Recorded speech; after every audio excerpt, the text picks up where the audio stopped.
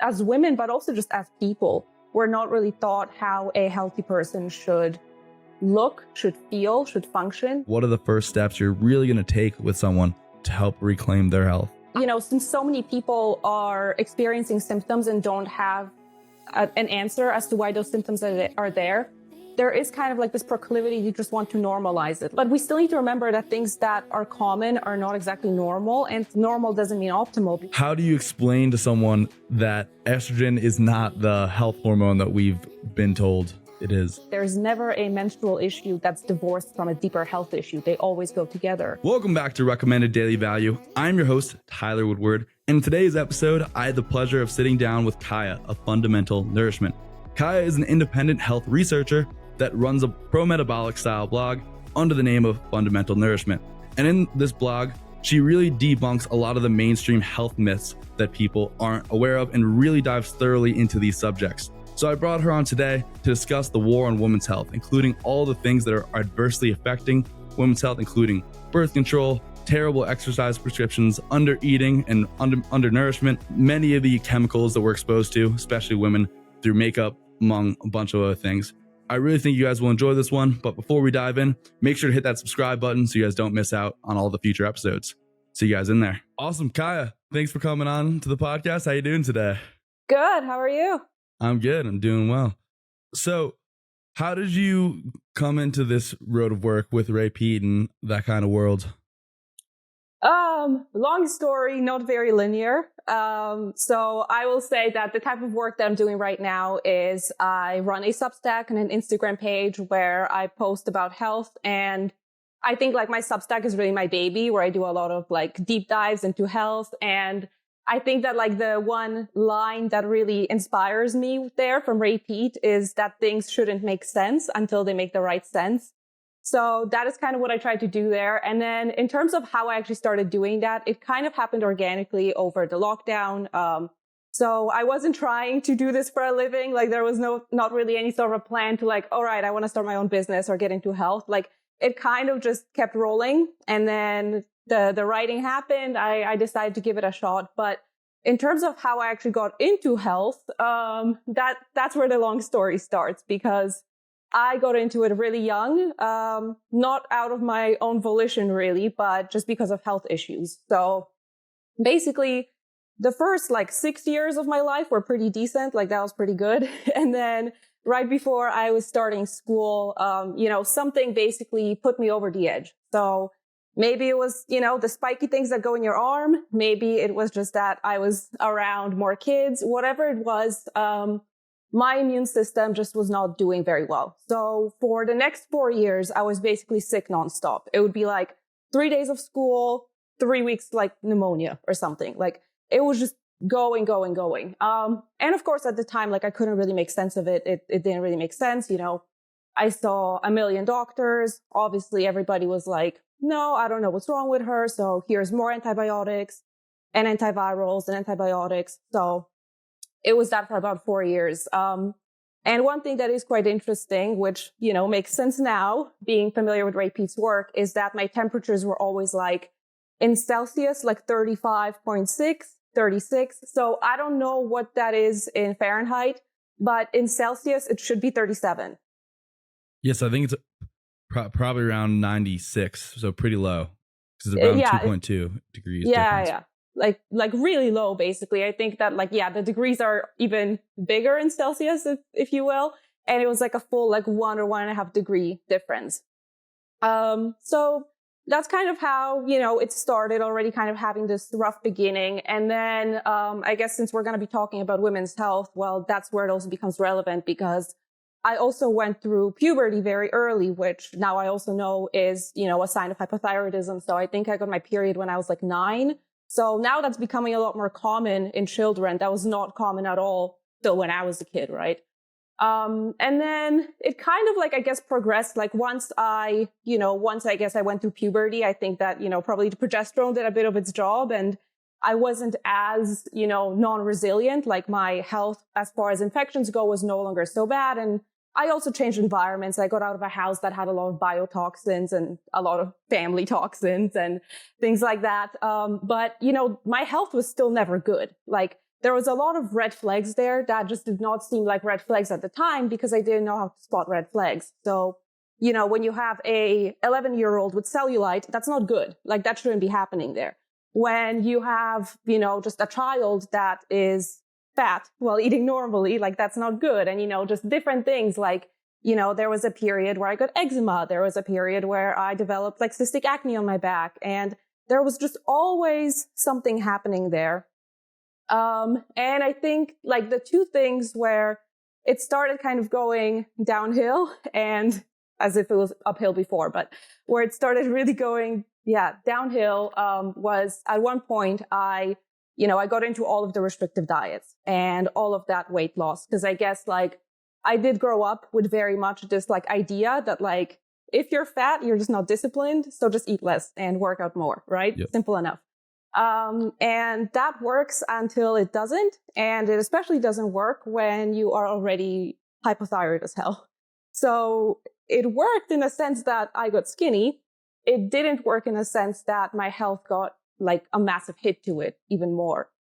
So it was like, bits and pieces of intuition were like kind of flashing through there because I was thinking to myself like, wow, everybody is telling me that I'm so healthy now, but I used to not be cold in the winter and I'm cold all the time, but everyone's like, oh, like congrats on your health journey, blah, blah. And like, there was other like red flags. At one point, I got a skin infection, like an actual skin eating infection. Like there were holes in my hands. Oh my God. I went to the doctor and basically told me like, your immune system is so shot right now that like the bacteria that would normally live on your skin, like your microbiome is like decomposing you. So take an antibiotic, right? Like it wasn't like, what the hell are you doing? It was like, yeah, take an antibiotic. And that's what I crazy. did. And then, but it's how it is, antibiotics for everything, which again, I feel like maybe that's also for another discussion, but like I used to be very much anti-antibiotics because of my past. Now I'm kind of, I see the point of them sometimes, but anyway, so yeah, that was the early life. And so then how did you stumble onto Ray Peat? Yes. So this starts with, basically, at about like 21 years old, I went on birth control and it went from there. And I think that is also relevant because we're going to be talking about this in this conversation. So at about, I was like 21, I decided to go on birth control because I basically had a really good internship lined up. I just got into a serious relationship and I was like, okay, this is the logical thing to do. Like I think as women, when we are thought about pregnancy, we're basically told like, you can get pregnant every single day and there is no safe option to not get pregnant other than birth control, right? And I think that like, I also went into it kind of knowing that it's not great for you. Because my mom was actually put on birth control back in like the 70s when it was like super high in estrogen. And she had really bad fertility issues after that. So I kind of went into it knowing like, okay, this thing is not great, but I think I might as well try it. And then bad things started happening. Because I think, again, it's like, you have a person that's already in a pretty bad state and it's the last nail in the coffin. And it was like within a week of taking it, I got Raynaud's, which is basically like where your fingers just turn completely white when you're out in the cold. I started wetting the bed, which is just not good. And then I was at the gym and I noticed that I was completely covered in like red dots. Like my capillaries were just completely broken on my arms, on my legs. So I went back to my doctor and I basically asked her, I was like, well, could this be related to the birth control? We know what the answer was. The answer was no, absolutely not.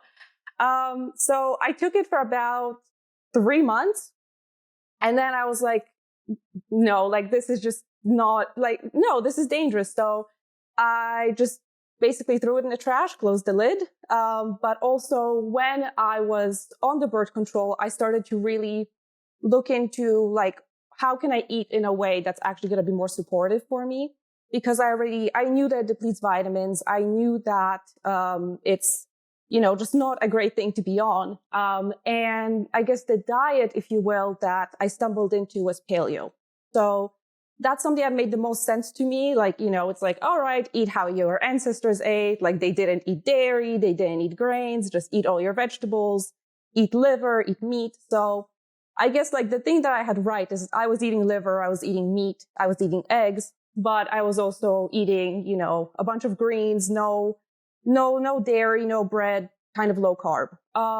So that kind of helped, I guess, but after coming off of the birth control, I definitely had new issues to deal with, I had the moon phase, so worse thyroid issues and all of that. And then, I guess at some point, like the paleo was supporting me a little bit more, but then issues started happening again. And also like around that time period, I started a job. I started weight training, so more so like kind of bodybuilding style workouts, things like that. And I think I really just didn't know, how to actually track my health. So, there were definitely red flags happening there with paleo. Like I was always bloated. I didn't know what it's like to have a meal and have like a flat stomach or anything, like chronically bloated, just hair falling out really badly. Also after coming off of the birth control, I think I realized now in retrospect that even though I got my cycle back, I'm pretty sure I wasn't actually ovulating. So the progesterone was not being made. So, I was training. I was not really seeing that many, results just because hormonally I was not in such a good state. So then I basically decided, well, what do you do when you're not seeing the results that you want? You eat less and you lift more, right? So I did that and things started getting pretty bad. So started waking up in the middle of the night, cold sweats, all of that. Just a lot more red flags. And, I was cold like all the time. And then eventually, I think also during that time, I did go to a doctor because I was like, well, like I'm cold all the time. I was reading about hypothyroidism. I was like, I think I do have something there. So I decided to go to the doctor because I was like, okay, I'm cold all the time. Like I was looking at signs of hypothyroidism. I was like, I think I might have it because like there's clearly something wrong there. Like, like I can tell that I'm not exactly a healthy human and that other people don't have to do all this craziness that I was doing at that point, training for hours on end every day to look the way that I looked. So I went to the doctors. I got my TSH measured, obviously. It came back at like 3 and I was told it's fine. I was told my blood tests are perfectly normal. Everything is great. And then eventually, fast forward a little bit from there and I lose my period because how much longer can my body handle it? So at that point, I think I was 22, so quite young. And I was like, okay, like at this point, like I can't just basically delude myself into thinking that there's nothing wrong with me because clearly there's something wrong with me. So I remember going to a naturopath and basically telling her exactly like what I've been eating. Like I was already tracking chronometer, like really, detailed logs to basically show her that I'm hitting all of my micronutrients and all of that. But like in terms of hitting my micronutrients, I was eating like a bag of kale a day, like I was having the steak and the liver and the eggs, but then I was also just having a bunch of plants that like I was just not digesting. And that were just not prepared in a way that I could actually extract those nutrients. So really, I was not getting much from it. So, I went and I showed her my logs and I was like, oh, I'm eating paleo. I'm not eating dairy. I'm, not eating grains, none of that. I was a mess also in that visit. I like started crying and stuff. And like, she could just tell like I was not in a good place. But the thing that was just crazy to me is like, she looked at all of that and she was like, your diet's perfect. Everything is perfect. And I remember just like sitting there kind of dumbfounded. And I think I even asked her because at one point in my life, like I was really under eating when I lost a lot of weight, like probably under 1,000 calories a day. And I think I said like, why is it that back then I didn't lose my cycle, but I lost it now? Like, what's the difference? And I mean, now I know the difference was also the overtraining, all of that. But I asked like, what's the difference? And the answer that I got is that I'm older, but I'm like, I'm 22. Like I'm not old. Like that is not a suitable answer. But the one thing that she put me onto was that, yes, I am definitely hypothyroid. She basically looked at my blood test results and she was like, you have the thyroid function of a woman in her 70s. And I was like, all right, that's not good. So she got me to start measuring my temperatures, my pulses. And at that point, I was like, okay, now I know what's wrong with me. I still don't have an answer as to what to actually do about it because, well, I've been told that what I'm doing is perfect, but clearly, like, I can see what's happening in front of my eyes. Like, things are not getting better and I need to measure my temperatures now and they were not shifting. So I would love to say that at this point I got into Ray Peat. That would have been the good ending.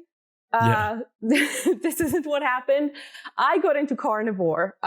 So I think I stumbled upon some content on carnivore, and you know how it was all like, yeah, well, plants have anti-nutrients and you can't digest them, blah, blah. And I was just there like, oh, I've been eating the plants and I feel like shit.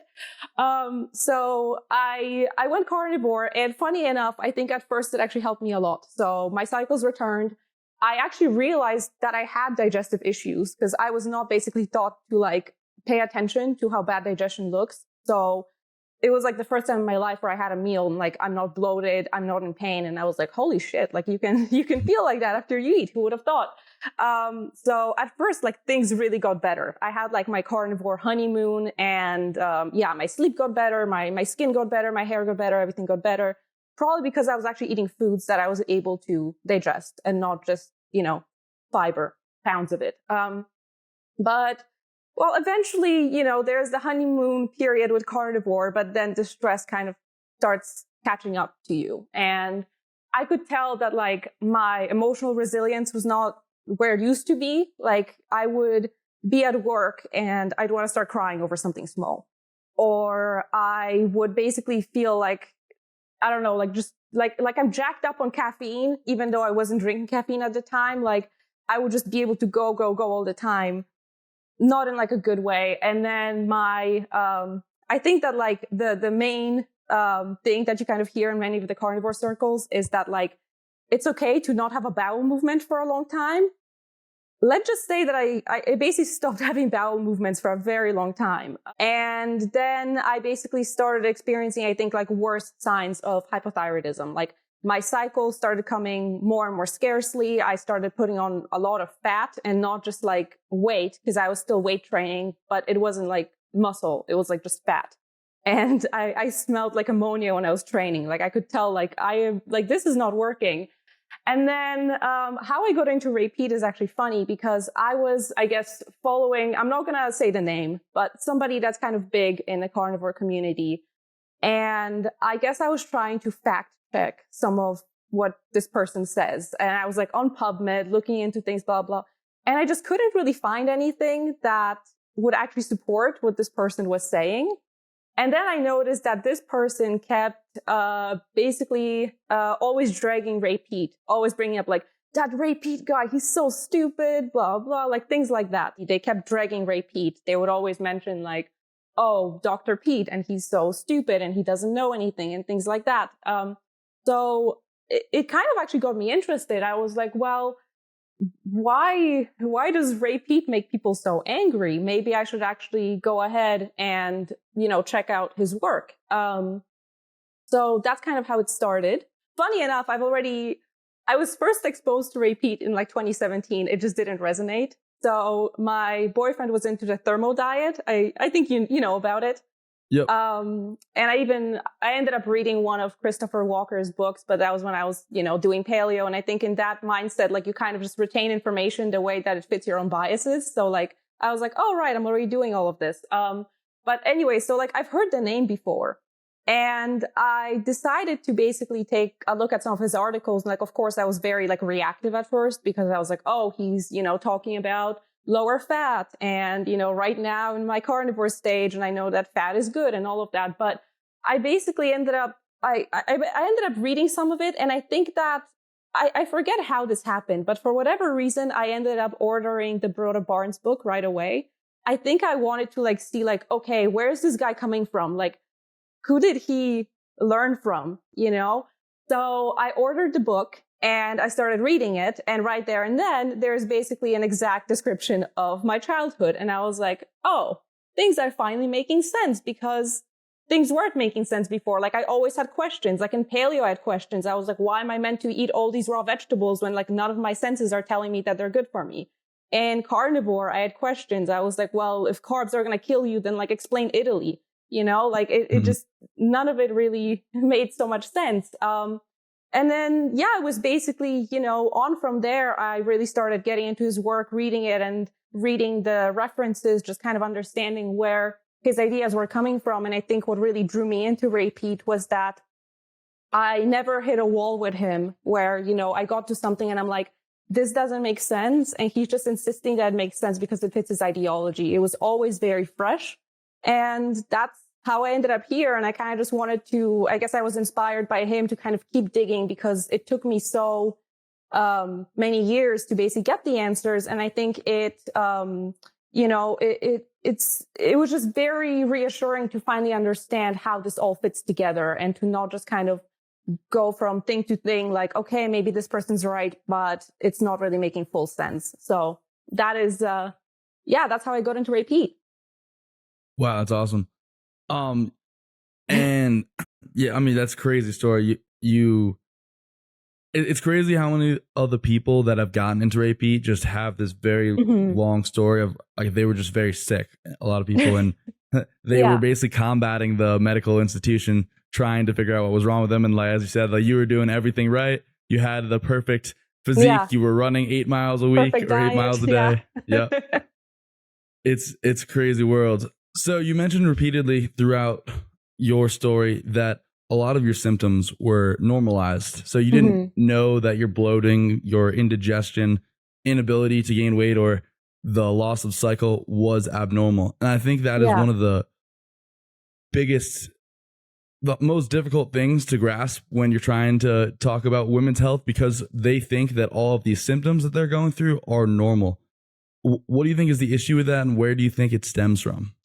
I think that it stems from the fact that we just don't have a good definition of what health is, like just as a society. I don't even want to say as a culture, because I think that's the same across cultures. Like we look at a series of almost behaviors as like, this is healthy, you know, like if a person eats vegetables, they're healthy. If they're skinny, they're healthy. If they drink lemon water, they're healthy. It's almost like, you know, we just look at like, you know, you're cosplaying as a healthy person means that you're healthy. Or if you're a certain body shape, like if let's say that you're just lean or, you know, you have muscles, then you're healthy. We kind of just look at that. But, and I think that this also kind of creates this, you know, almost like, I guess, paradox that some people see, which is like, oh, why did this healthy person die young? Like, why did they get a heart attack all of a sudden? And it's like, well, because they were probably not healthy at all. They were probably very sick, but we just don't have a good definition of, you know, what is actually health. And I think that, you know, we have this kind of two-pronged issue of we're not really taught how to listen to our biofeedback. We're often just taught to like rely on doctors for blood tests, for assessment as to what's wrong with us.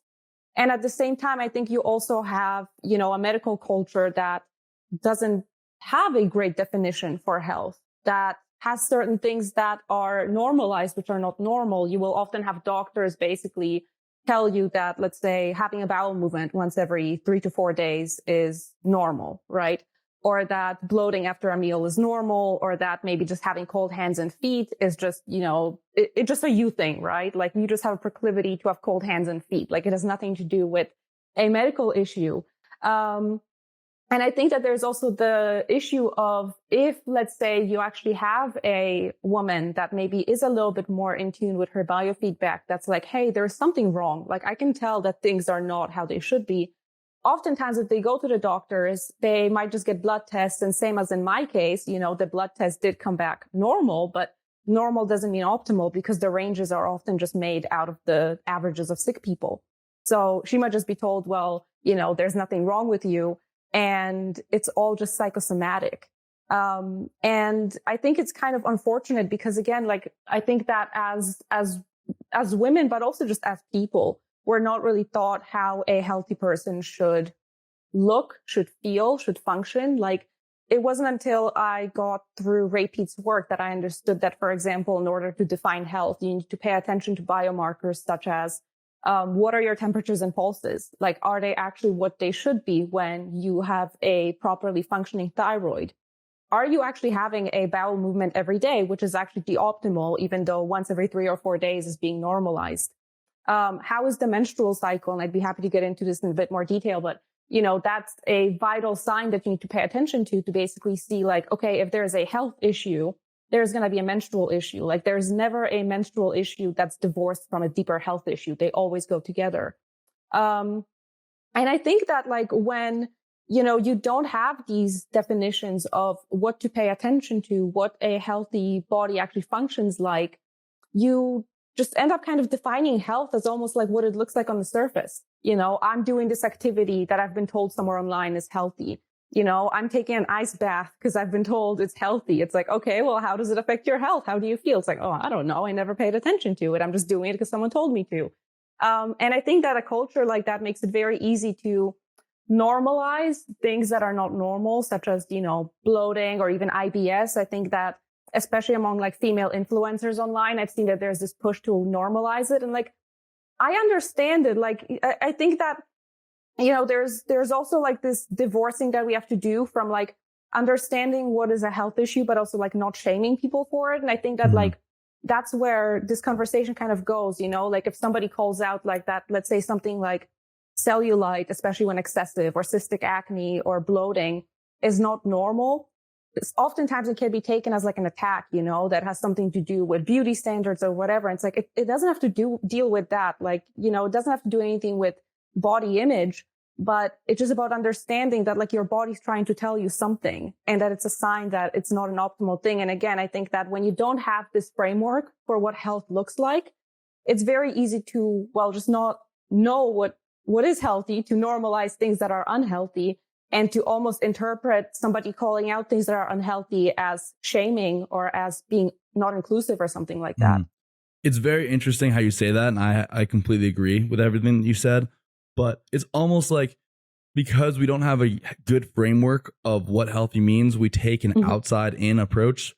So, you look healthy, you do all the right things. But then, which is what you were saying as well, it's like when you have something wrong with you that you can see on the outside, like the cystic acne or cellulite, it's condescending to their beauty, because now beauty and health are intertwined because it's an outside in approach to health, because your health and beauty are one and the same, which, there is some degree of truth, but they're not inherently tied together.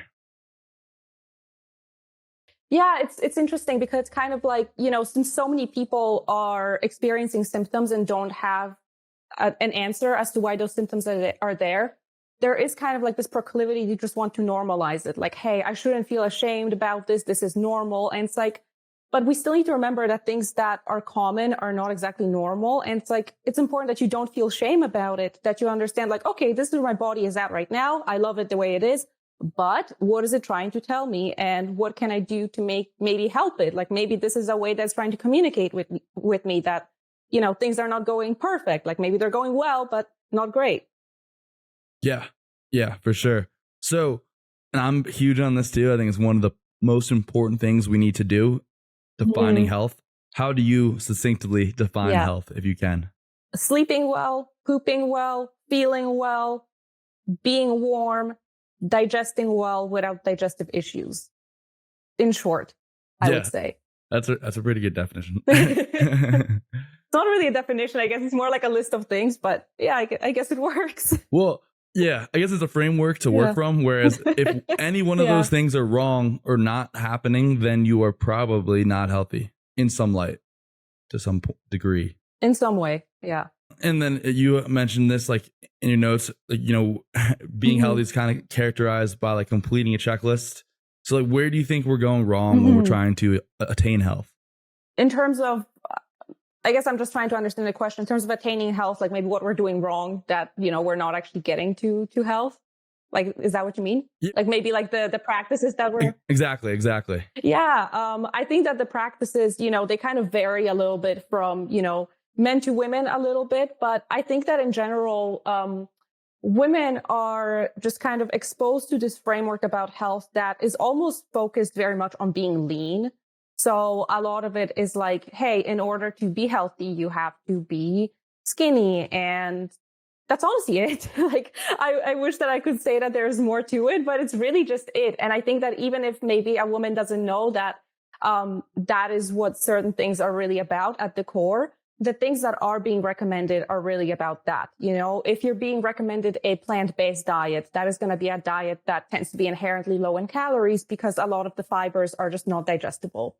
Or if you are being recommended, like, let's say instead of having breakfast, have a lemon water. Well, that's maybe like 500 to 700 calories in the morning that you're missing out on. Or I think even like this exercise culture, I think that a lot of it is really like, just focusing on like, hey, if you're healthy, you're going to look a certain way, which means being very lean. And you're going to do these things that are defined as healthy on the surface, but really they're just ways to be lean. And I think that this is also a bigger cultural issue, because I think it also, ironically enough, like when you look at literature, there were two studies that I found that, funny enough, they came up with the same number. One was a study on women that were recovering from anorexia, basically trying to get their cycles back. And another one was a separate study that was basically trying to see what body fat percentage a woman should be at to ovulate regularly past the age of 18. And both of those studies basically found that the magic number is around 26% body fat. And I guess for the women that are going to be listening to this, if you Google what 26% body fat looks like on a female, like most girls would look at that and be like, wow, she has like extra 15 pounds to lose or something like that. Like it wouldn't be considered, the it physique. And I think that if we kind of have this framework of just defining health off of like a checklist or off of what someone looks like, if you were to look like that, most people would just look at you and be like, wow, this person's not healthy. They need to go to the gym. They need to eat a salad. So I think that this is kind of how, the way into which we're trying to achieve health right now are actually working against us. Mm-hmm. Yeah, I completely agree. So you mentioned throughout your story as well that you had this innate intuition that you weren't doing certain things right. Like, the raw vegetables weren't working for you, but you were never really asking the questions because you were told not to ask the questions.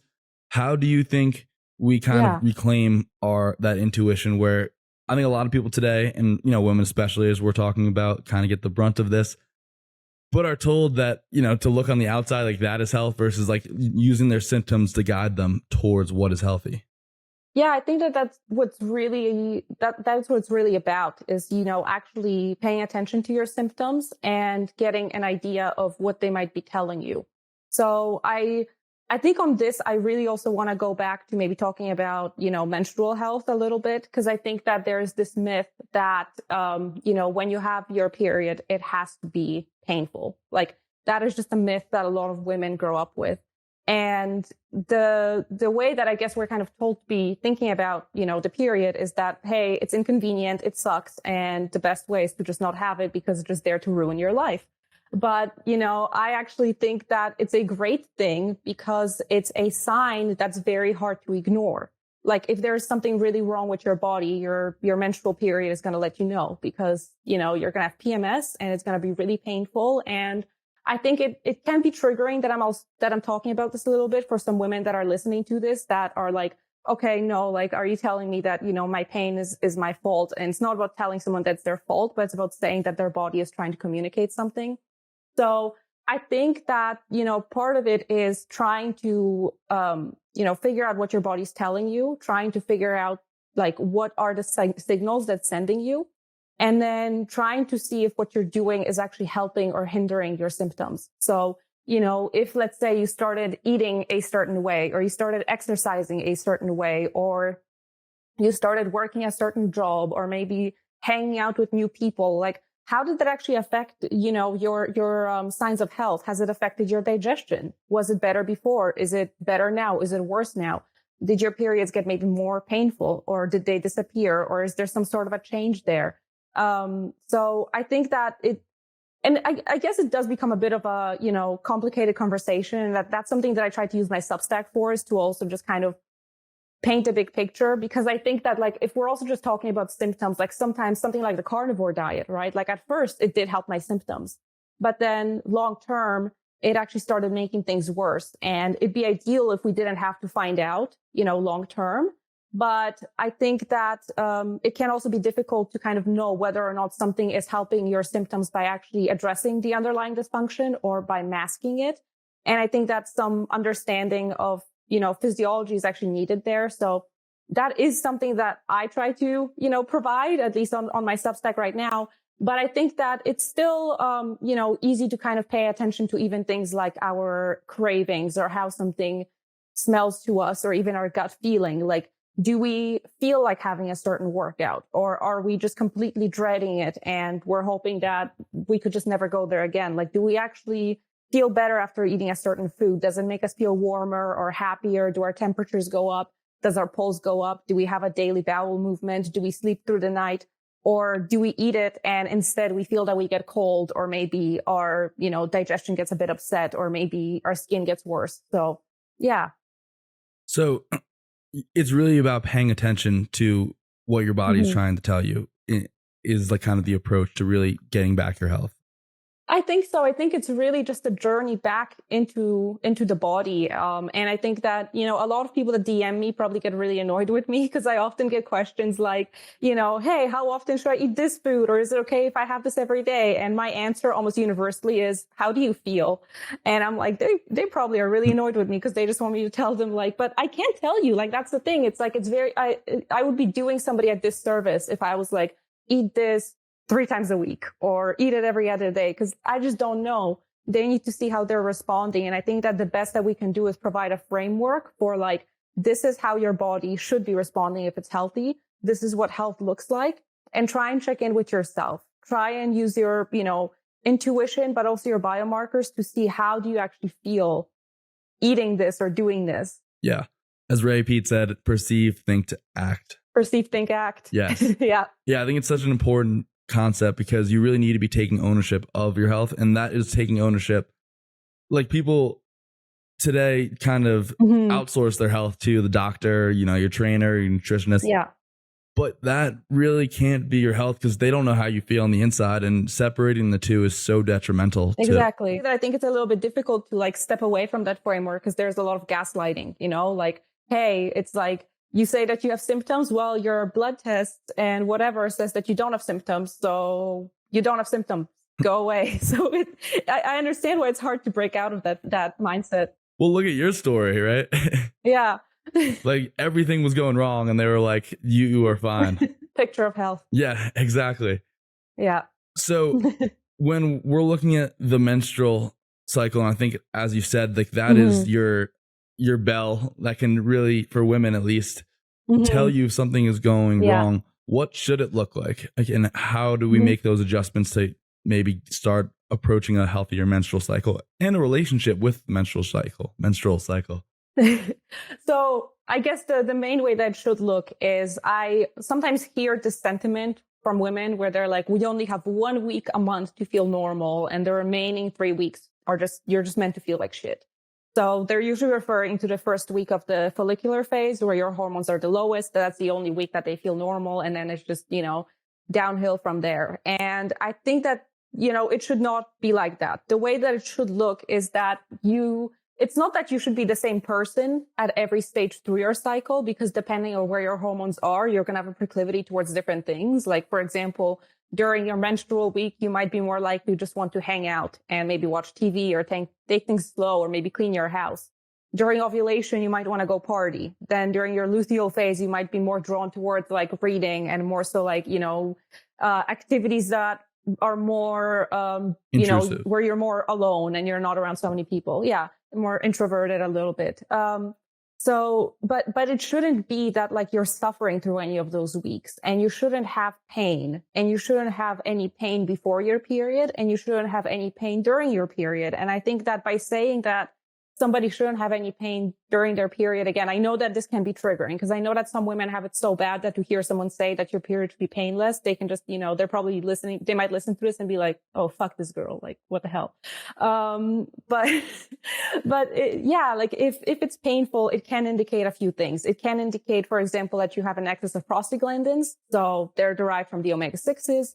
They're basically mediators of inflammation, and they can cause way too much inflammation and actually lead to, apart from painful periods, they can also lead to more serious diseases. They're implicated in even things like cancer. So, if your period is extremely painful, that could be a sign that you have excessive levels of prostaglandins, and that this is your body telling you hey, a painful period is really not pleasant, but it is so painful because there's something worse happening under the surface. It could also indicate that you have low progesterone levels, because progesterone does relax those muscles of your uterus so that you don't have these contractions being so strong. And then, why would the progesterone be low? Well, for example, we actually need thyroid hormone to facilitate the release of progesterone from your ovaries. So that could itself be a sign that there's something happening with thyroid hormones, that there's a low thyroid state. Also in a state of low blood sugar, it can be actually difficult for progesterone to bind to its receptors. So maybe there is some sort of, usually the issue there is like you're just undernourishing yourself. There's this really good analogy that is from the book, The Fifth Vital Sign. And it's basically saying that like, if you have a painful period, it's kind of as if you have like a fire alarm going off in your house. And if you have a fire alarm going off in your house, you should be able to listen to that and try and figure out where the fire is. And then it also brings up birth control, because I think it's important to talk about birth control in the context of period pain, because that's actually, most women end up going on birth control not even because of its intended use, anti-conception. They end up going on it because they have really painful periods, and the pill basically solves that. And in the book, it's basically said that going on birth control as opposed to addressing the root cause behind your painful period is like putting your fingers in your ears and just going, la, la, la, I can't hear it, right? Like you're not trying to actually find the fire. You're just pretending that it's not there. And I mean, for some women, the birth control pill can help their symptoms. And the reason why it does so is because it shuts off this communication between the hypothalamus, the pituitary, and the ovaries. So there's this also comes from Dr. Ray Peat, and I was looking into this a little bit deeper when I was also writing on this. And he talks about how the hormones of the hypothalamus and the pituitary and the adrenals, they elevate only when the thyroid gland and the ovaries and the liver are not working as they should be. So basically these hormones like LH, like FSH, or even prolactin, TSH, so these hormones of the pituitary and hypothalamus, they are almost like the body is trying to yell louder at the thyroid, at the ovaries, to produce the hormones that are protective, like thyroid hormone or progesterone, because you're not producing enough.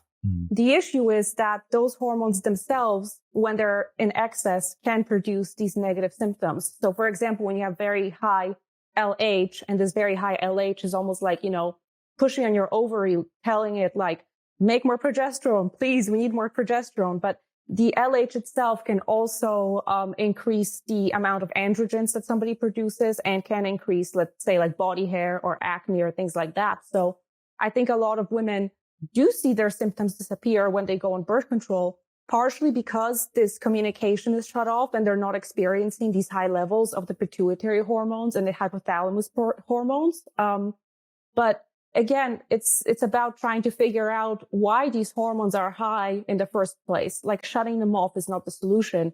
And I think that this comes from Dr. Ray Peat's work. And I think it's genius that he kind of made the connection that the reason these hormones end up being excessive is because the thyroid is not working as well as it should, or the liver is not working, creating active thyroid hormone as well as it should, or the ovaries are not working.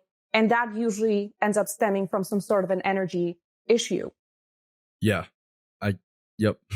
So a lot of basically kind of what you were saying, to simplify a little bit for the listener maybe, is that we have these stress hormones that are released from the pituitary, from the brain, more or less, trying to get these non-stress hormones to increase so we can balance each other out. Like you want enough progesterone to balance your estrogen, and you need thyroid for all those things.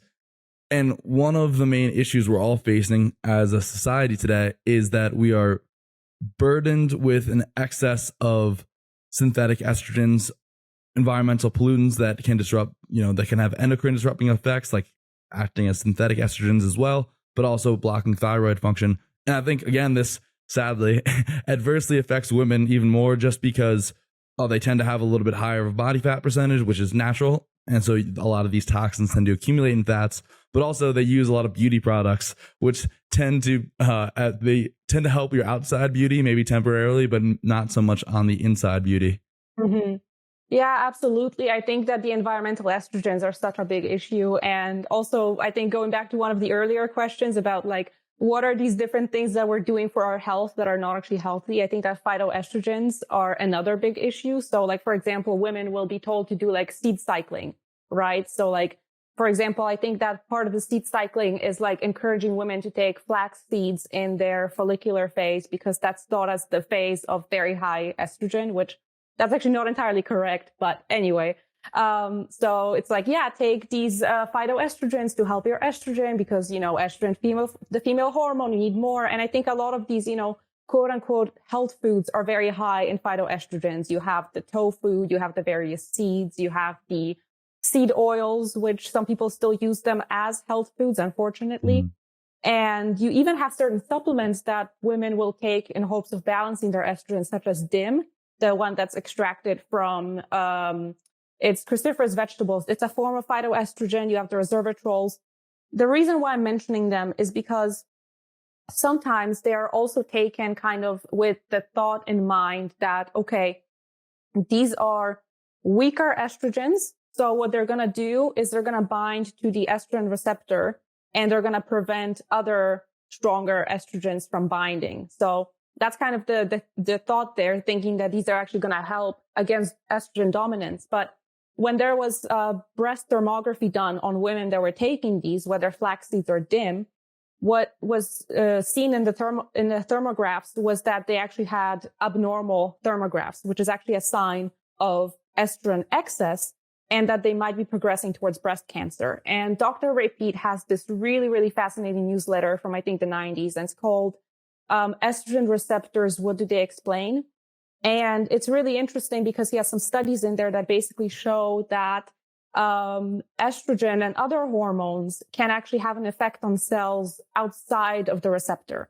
So I think that like a lot of like very science-minded people might listen to this and be like, what? Like we always learn that hormones can only act through the receptors. And I think that it is like a very Pete Spear thing to talk about hormones acting outside of receptors. But yeah, he basically has some really interesting studies in there that are showing that like they expected a certain result based on the receptor binding. And they saw that like the hormone had just like a general effect on the tissue on the cell that couldn't be explained by receptor binding because the effect happened before it could have even bound to a receptor. So the reason why I mentioned this is basically that the larger that your estrogen burden gets, the more estrogenic you're going to be. And you're probably not going to have this protective effect of a weaker estrogen outcompeting a stronger estrogen. And now when it comes to actually all the different estrogens that we are exposed to, well, they are absolutely plenty, right? So like you mentioned, you have the beauty products, you have the phthalates that are used in those, you have the various plastics, even things like polyester clothing. That's also a plastic. You have, again, the phytoestrogens in foods. You have the seed oils, the polyunsaturated oils that the way that I guess they do add to this estrogen burden is that they prevent your liver from detoxing estrogens well. And then estrogen itself kind of potentiates it because it can decrease your bile flow. So then you're not also having, the bile moving there to be able to get these estrogens out. So and then I think it's crazy because when we look at a lot of the let's say autoimmune diseases, let's say Hashimoto's, for example, 85% of all the people that are suffering with Hashimoto's are women. And when we look at actually what is the thing that contributes to, why is it women? Like we need to be asking those questions, like why is it only 15% men? And estrogen seems to be a really big culprit. And how would it contribute? Well, part of the way that it does so is that it can prevent the thyroid from offloading its hormones. So your thyroid basically grows. You're not actually producing the hormones. And then it can, I guess, maybe offload too much at once, perhaps when you have less of an estrogenic burden. And that's when you kind of have this Hashimoto's fluctuation between like hyper and hypo. And I was also, when I was looking into PCOS, I found some really interesting research actually linking high levels of BPA to developing PCOS. So these environmental estrogens definitely add up. And, BPA is, it's in the receipts and it's in canned foods. It's in a lot of these things. And I think that it can a little bit become like, overwhelming to think about all of it. As in like, well, estrogen isn't everything. Like, what can I wear? What can I eat? What can I do? But I think it's important to know that, like, for example, if we have certain nutrients in our diets, let's say if we have a lot of B vitamins or if we have zinc or if we have, like vitamin E, vitamin C, they can help us deal with this estrogen excess. But still, it's important to be kind of wary of it and understand that, like, even if maybe we're not overproducing estrogen, we could be easily, thrown into this estrogen excess state just because of the environment. And one thing that I do want to mention about estrogen, just to kind of understand, I guess, why it can be so dangerous, because I think that there's a lot of talk about estrogen dominance and you don't want too much estrogen, but like why? And I guess if we look at the very nitty gritty of what it does in the body, is that it can basically prevent cells from making the energy that they need to do everything, to function, to maintain themselves, to repair themselves. And it has a few different ways in which it does so. It increases something called nitric oxide, which can block your cells from making energy. It increases an enzyme called LDH, which can basically cause your body to turn glucose into lactate as opposed to energy. And that can cause things like edema. That can cause vascular leakage. That explains, why I had these broken capillaries on birth control. So it has this kind of like general effect on the body that's a bit anti-energy. And the reason it does so is because it's meant to make things grow. And growth is usually a stressor. And then you have progesterone, which is meant to, restrict that growth, to kind of tell progesterone, to tell estrogen, hey, make this thing grow, but then stop growing at this point, and then let's differentiate this thing so that it's not just a blob of cells, so that it's some sort of a, advanced structure. So they're meant to work together. And when you don't have enough progesterone to balance out estrogen, even when you're making enough progesterone, you can basically be thrown into this estrogen dominant state just by these environmental estrogens, because sometimes your body can just not produce enough progesterone to meet the demands of the environment. Yeah. I think Pedro do Amaral, Thucydides on Instagram. I believe he posted a while back about how they believe estrogen is one of the first hormones, which makes a lot of sense, being that it is basically the hormone of growth, the hormone of proliferation, as you said. And what differentiates us between just some blob of microorganisms is our ability to have controlled proliferation. So we're not just constantly multiplying like a bacteria, where it will double, triple in size in a number of days. That does happen when we're in the womb and growing in there. But for the rest of our life, when that starts to happen, you basically become, you get into a cancerous state instead of the normal growth and repair state. So in your experience, how do you explain to someone that estrogen is not the health hormone that we've been told it is? Progesterone is just so neglected, and estrogen is so warranted. It's more estrogen. No one talks about all the good stuff. Yeah. So I think one thing that I think is helpful to bring up is I think oftentimes there's this argument of estrogen is going to help you grow, thicker bones, or it's going to prevent osteoporosis. And something that I think is useful to kind of bring up there, because I think that's one of those arguments that's kind of hard to, dispute sometimes, or, that's the reason for birth control or for HRT. And, I don't know if you're familiar with Dr. John Lee. He wrote a couple of really good books on progesterone. He was actually inspired by Dr. Ray Peat. So I think he heard a talk by Ray Peat. And then at first he was very defensive, like most doctors, because they were thought all about only estrogen. And then, Ray Peat came with all the receipts, showed him all the studies. And then John Lee was in love and wrote 2-3 books, I think, on progesterone. But, one of the studies that he had in the book was on osteoporosis, basically showing that in the first 7 years of estrogen therapy, estrogen can prevent bone loss, but it does so by preventing the old cells from being replaced. It basically slows down, the processes of the body.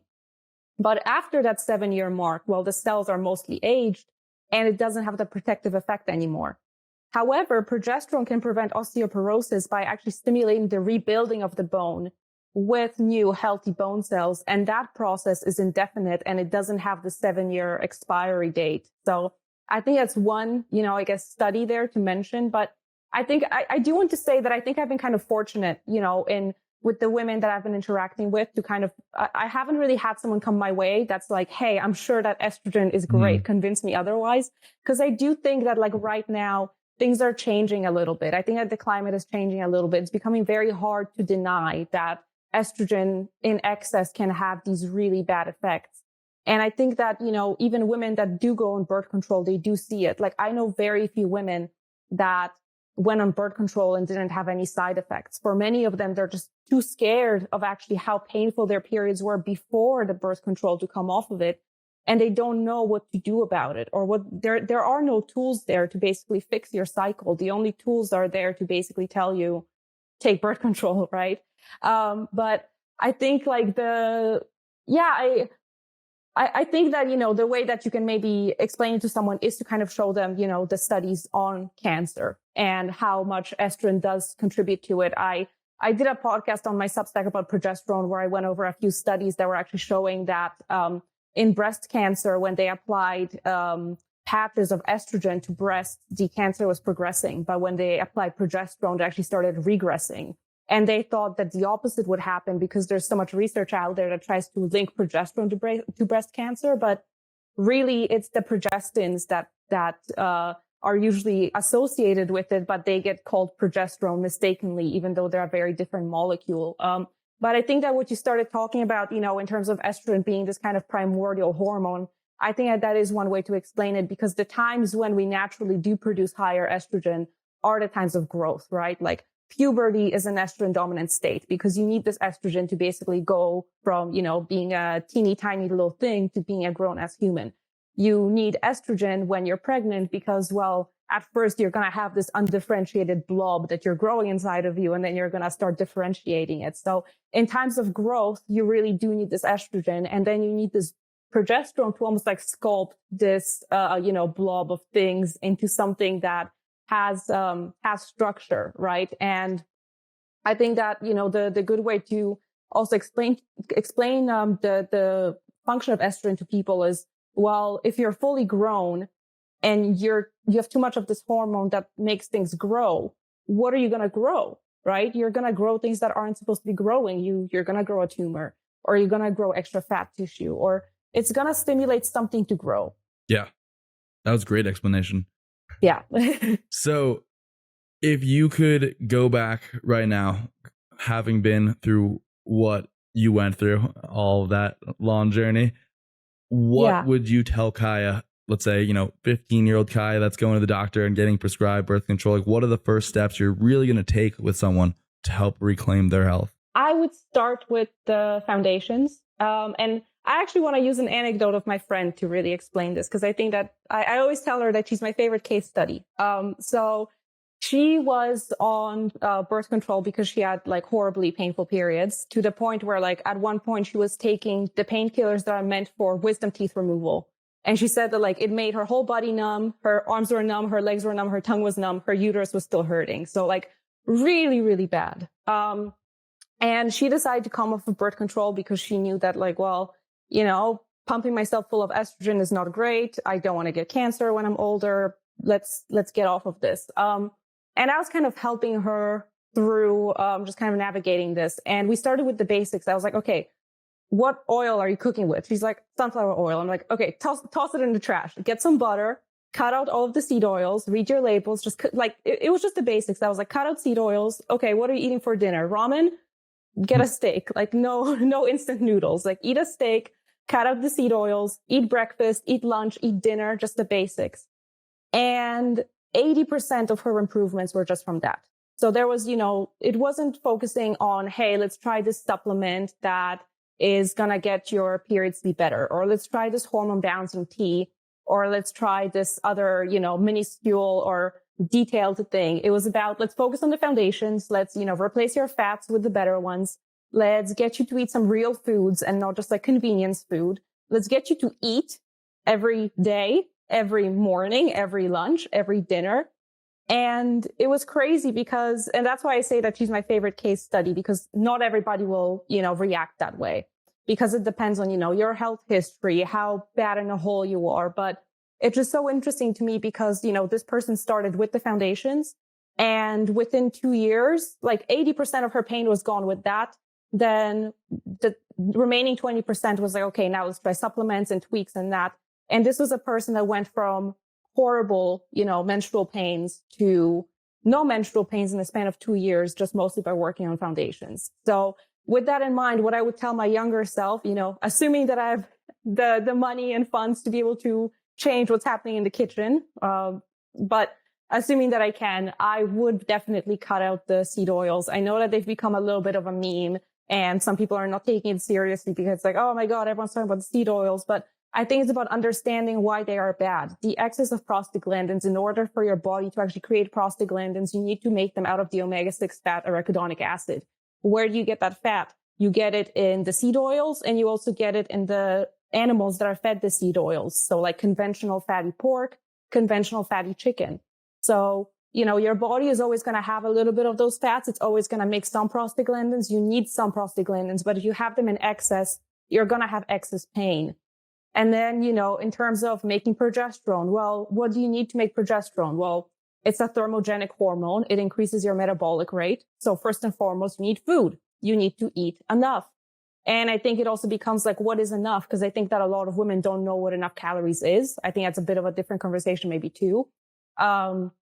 Just because, again, of this culture of diet foods and, always just eating things that are low calorie. I think that if you, let's say, tell somebody to eat at least 2,000 calories, and I say at least because based on your activity level, you probably need more, but, they might look at you funny. But again, you need to have enough of the calories to actually support progesterone production. You need to eat often enough to support progesterone production. You need to eat foods that actually provide the nutrients that support progesterone production. So again, that's going to be your zinc, and that's going to be red meat. That's going to be your vitamin C, and that's going to be your fruit. That's going to be vitamin E, and that's going to be your animal fats. Certain fruit like kiwis have vitamin E. That's going to be like things like olive oil, which is fairly low PUFA. That's going to be things like palm oil, for example. It's going to be the B vitamins that you need for liver function. And again, that's going to be your fruit. That's going to be things like liver, like shellfish. It's going to be the amino acids that you need for liver function. You're going to need some taurine. You're going to need the glutamine. So basically, a lot of these foods that are, I guess, associated with the pro-metabolic diet as it has become. But I think that another, thing that's important to pay attention to is, again, going back to biofeedback. How is your body responding? Because at one point, the reason why I did go carnivore is because my body was not handling anything. And it took me like 4 years to be able to get to eating sweet potatoes again, for example. So just because something's nutritious, it also doesn't mean it's going to support you. You have to see how you actually react to it. How do you feel eating this food? And is it right for you right now? So I think that those are the, food ones. And then the other things that I would tell my younger self is, well, probably stop spraying yourself with nonsense from Bath and Body Works. Just stop all of that. Don't waste your money on any of this. Get some better steaks. Save up your money and get some clothes that are, just stop trying to be super skinny. I think that especially the era that I grew up in, early 2000s, there was a lot of normalization of really bad eating disorders. And it was just normalized as like, that's just what you're supposed to look like. And then it's like, years later, it comes out that like a lot of the girls that you saw in magazines were like on these horrendous, like 400 calorie diets, like completely infertile and all of that. So like, I would definitely tell my younger self, like, don't pay attention to that, because there's definitely going to be a lot of like, if you're going to try and be healthy, you're going to have to, kind of face society at some points and be like, hey, I will not starve myself because you're criticizing me. Or, yes, I will order a steak and some ice cream afterwards. And no, you will not shame me for it. So, there's definitely this aspect of like also knowing that. And I think that this also applies now. Like, I think that for a lot of women that are actually going to be taking, more charge of their health, there is going to be this aspect of having to stand up to some societal expectations. Like, that's going to be expected, even if somebody maybe starts out very lean and they know that maybe, perhaps they realize that maybe the reason why they're not able to get pregnant or not able to have regular cycles is because they're too lean. They might have to come to, terms with the fact that perhaps what's actually going to help them is putting on a little bit of fat. And then, the things that come together with that is probably, well, you might have to face criticism from your family, from friends, from whatever, depending on what, environment you're in. So, there's a lot of factors that kind of play into health and a lot of, roadblocks other than just the fact that the world is full of toxins and that the food is depleted of nutrients, but also that the culture is not super supportive of things that genuinely are healthy and are not just, TikTok healthy. Hey, let me pose with my lemon water and my detox tea. Yeah. So I think that that's also just a big thing that I would tell my younger self is, hey, do these things. Don't spray yourself with toxic stuff. Don't use all, these cosmetics that are not helping you in any way. Eat like a human, stop getting fast food, but also realize that when you do all of this, people might have an issue with that and you're going to have to learn to stand up for yourself. Wow. Yeah, that was an awesome explanation. Kind of a loaded question, kind of a big one. I think in my experience at least, a lot of women struggle with the eating 3 meals a day, and maybe that's because of cultural expectations that you're not supposed to eat. You're supposed to start your day with lemon water, but also very interrelated into this, getting enough protein, which is really hard to do if you're not eating multiple meals throughout the day. How do you approach that? Because a lot of people, including men, just won't be hungry in the morning, but like, should you just tell them to kind of like eat the breakfast anyway and you'll get used to it? Or like start your day off maybe with some lemon water and an hour later eat some breakfast? Like, how do you usually go about that? I think I would probably recommend to like try, I would probably start with try just eating more first during the day. Perhaps that itself is going to be enough to make you actually hungry in the morning. Because I think that there is definitely this aspect of maybe just being used to not eating in the morning. But even some friends that I talk to that maybe have this proclivity to not want to eat breakfast, they tell me that this proclivity gets stronger when they're very stressed. So it's usually like the only time that they lose their appetite in the morning is when they're already very stressed. So, there's obviously the stress of my job is stressful or whatever, the psychological stress, but then there's also this biological stress. Your body is just not hungry in the morning because your levels of adrenaline are already way too high because, you already were not probably taking care of yourself well enough the day before. So I'd probably mention like, okay, when you are hungry, try to eat bigger meals, try to eat more. Hopefully that's going to make you hungrier in the morning over time, or even try with something very small, like even maybe just try putting some honey in the lemon water if you insist on the lemon water. So that's not just nothing, maybe put in a scoop of collagen there. And I think in terms of protein, I would say that like if you eat enough, like if you're actually having 3 meals a day, I think that getting around like 80 to 100 grams of protein on the lower end becomes quite easy, like even if like, let's say you have like some eggs with cheese and like some coffee with milk in the morning and then like maybe, I don't know, some like shrimp or something for lunch and then maybe some like high protein yogurt with your evening meal, like that already becomes quite easy to hit 100 grams. I think that the conversation really becomes around it ends up being around like the actual need for protein. Because I think that there is still this association that like, oh, protein is just for growing muscle. And if let's say I'm a thin woman, I don't have a lot of muscle mass, then I don't need protein. But we need protein for, for our hormone synthesis. We need it for DNA repair. We need it for our liver function. And I think that the work of Dr. Thomas Brewer is very helpful in this. So he worked with pregnant women. He was an obstetrician, cannot say this word. Anyway, he was the doctor that works with pregnant ladies. And this was back in the 60s, I believe. And he was seeing a lot of miscarriages, a lot of hypertension, a lot of swelling, just a lot of women struggling a lot with carrying a pregnancy to term. And he noticed that the main reason behind that was low protein diets. And that just by giving women enough protein, at least 80 grams, and that was like the bare minimum, ideally more, basically the majority of their pregnancy complications went away. Again, it's not to say that it's going to be this way nowadays. That was like 80 years ago. The world was a little bit less toxic back then, but I think it's still, just a testament to how important protein is. You can always swing in the opposite direction. I think now you have it with like the carnivore, community of like only protein and like barely any carbs. That itself is going to be stressful because the body's going to start turning some of the protein into carbs. But I think that, again, in terms of just having enough protein, I think it's about, breaking this association that protein is only for, growing muscle and getting bigger. Because even if you don't want to put on muscle for some reason and don't want to get bigger, You're still going to need it to maintain your skin, maintain your organs, maintain your DNA, to keep your liver working, to repair your gut. And well, if you're going to get pregnant, you're also going to need it to, well, build the baby, keep the baby, and stay healthy, and to not have these issues. Because going back to Thomas Brewer's work, actually the main reason for the complications was poor liver function, and it was because of the low protein diets. That's really fascinating. And yeah, it makes a lot of sense. Well, I think that's about all I've got for today. Do you have anything else you want to add on?